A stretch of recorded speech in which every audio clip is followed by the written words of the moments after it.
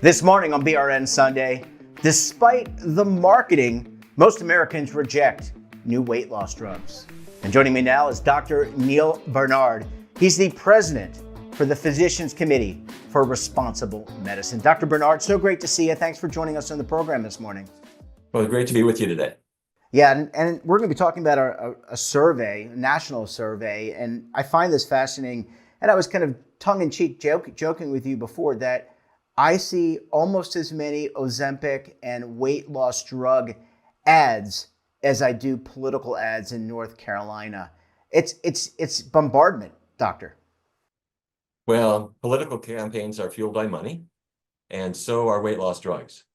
There is a Scandinavian company called Novo Nordisk that is making money hand over fist if you go to the pharmacy and fill a prescription for Ozempic or Wegovy. These are two drugs, the same drug, but marketed under one name for diabetes and the other name for weight loss. There's a lot of money behind it. However, that doesn't mean people are necessarily buying it. Yeah, let's talk about that because, look, I'm from the old school where you actually burned more calories than you consumed, and therefore that would aid in weight loss. Now, I recognize that there are other aspects that come into weight loss, but how are Americans reacting to this bombardment of ads and the use of weight loss drugs? Well, you would have thought, and I have to say, before the survey, I thought that Americans were sort of lining up for this. And that was kind of the idea that Hollywood was all injecting Wegovy or Ozempic, and they were all losing weight, and everybody wanted to do it, and that the weight loss centers were either going out of business because they were promoting diet changes and nobody wanted that, or else they were getting on and selling the drugs themselves. That was kind of what I had thought before doing the survey. The survey didn't show that. We working with Morning Consult, which is a really good survey company, back on September 5th, asked more than 2,000 people. It was a good sample of Americans. And what we found was that about 3 out of 4 say, weight loss drugs, diet, I don't want the drug. I would much rather make a diet change to lose weight. So bottom line is that although there is a lot of marketing and there are some people who are interested in a weight loss drug, the vast majority of people do not want one. And that's true regardless of age, regardless of sex, regardless of level of education or level of income or where you are in the country. So doctor, when you look at the data, is it more that people have lack of trust in the drug, or is it they just would like, hey, that's kind of artificial and I need to follow good behavioral fundamentals because ultimately my health is what matters? Do you have any sense there? Yeah, no, the survey didn't ask, why don't you want the drug? It just asked, do you want the drug or not? And that's where we heard about 3 out of 4 people said, I don't want it. However, we do know from prior interviews and prior surveys what people are thinking about this. And there are really 2 aspects of it. One is side effects.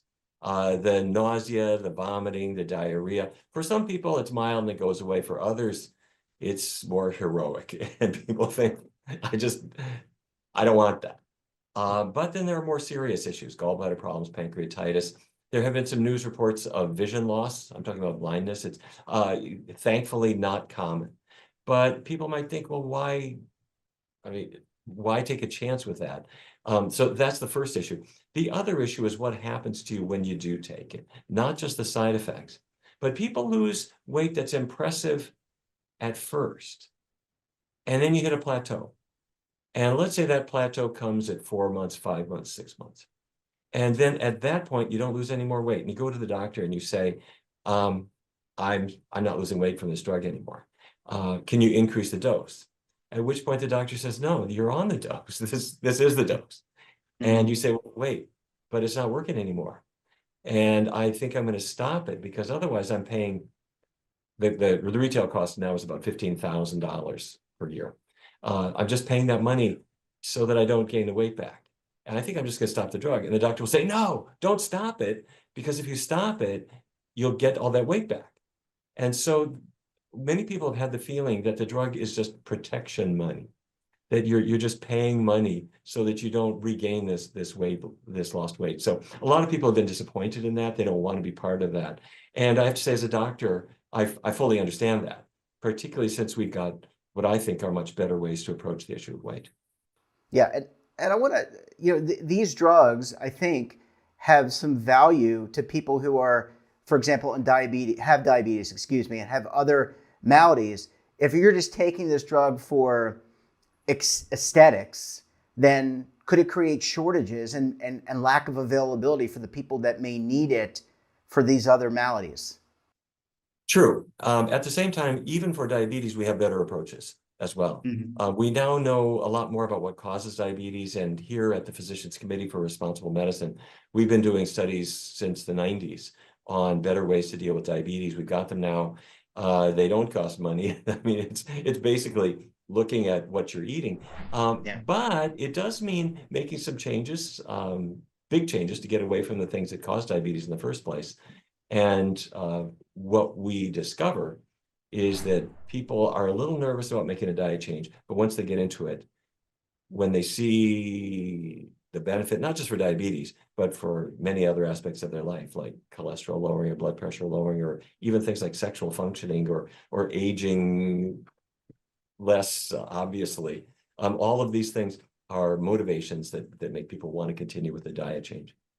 Yeah, and I'd like to end, if I can, and ask you about, let's just talk about positive behaviors. And you already intimated and discussed some of these. So eating well, obviously looking at your diet, probably, doctor, removing processed foods. Are there any things that, if Americans are looking to look better aesthetically, get in better physical condition, and look, I'm 52, and it's even more impressing on someone like myself who's middle-aged, but are there things that we should be doing rather than take the easy solution? Those are my words, by the way, the easy solution to taking a drug. What can we do to be better off for the long term?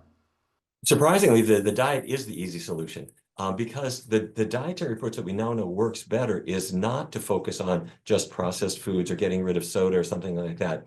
Those are kind of old-fashioned ways. What we now know is that if we shift the diet toward plant-based foods, I'm talking about vegetables, fruits, beans, whole grains, these simple foods, but all the things they turn into, we're going to lose weight. Our diabetes is going to get under better control. It may even go away. So what am I saying? I'm saying, instead of meat chili for lunch, have a bean chili. Instead of putting ground beef sauce on your spaghetti tonight, put the marinara sauce on top of it. If you're at Taco Bell or some taco restaurant, skip the meat taco, have a bean burrito, hold the cheese. The more we get to the plant-based foods, the more people lose weight.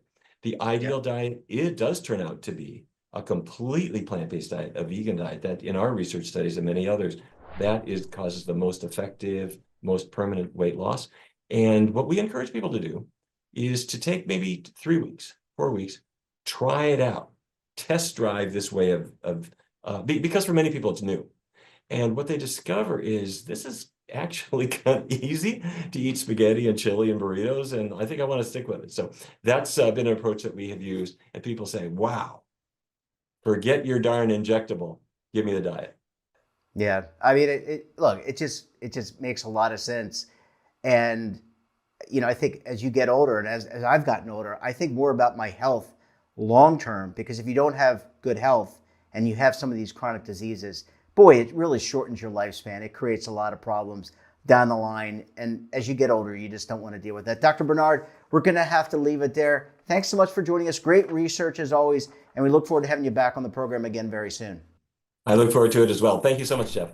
And don't forget to subscribe to our daily newsletter, The Morning Pulse, for all the news in one place. Details, of course, are at our website. And we're back again tomorrow for another edition of BRN. Until then, I'm Jeff Snyder. Stay safe, keep on saving, and don't forget, roll with the changes.